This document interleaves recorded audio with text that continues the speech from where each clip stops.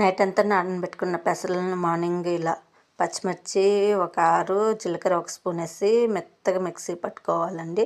అలాగే అందులో రుచికి తగినంత ఉప్పు వేసుకొని బాగా కలుపుకోవాలి. పెంక హీట్ ఎక్కినాక ఇలా పెసరట్టు వేసుకోవాలి. నేను 2 కప్ పెసర్లకి 1/2 కప్పు రేషన్ బియ్యం వేసి నైట్ అంతా నానబెట్టి మార్నింగ్ ఇలా పట్టుకొని అట్టేసుకుంటున్నానండి. దీని ఫుల్ వీడియో నా యూట్యూబ్ ఛానల్లో ఉంది, కావాలంటే చూడొచ్చు.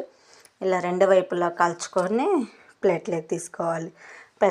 ప్లెయిన్ పెసరట్టు వేస్తుండే, ప్లస్ నేను దీంతో ఉల్లి పెసరట్టు కూడా వేస్తున్నాండి. అది కూడా దానికోసం ఇలా ఉల్లిపాయలు చిన్న చిన్నగా వేసుకుంటున్నాను. పచ్చిమిర్చి ఆల్రెడీ పిండి లేదు కాబట్టి ఇట్లా ఈ విధంగా వేసుకొని పైన అల్లం ముక్క, కొత్తిమీర అవన్నీ వేసుకుంటాండా. మీరు కావాలంటే క్యారెట్ కూడా వేసుకోవచ్చండి. ఈ విధంగా నూనె వేసుకొని రెండు వైపులా ఉల్లిపాయలు బాగా ఎర్రగా వచ్చేంత వరకు ఫ్రై చేసుకొని ప్లేట్లోకి తీసుకోవాలి.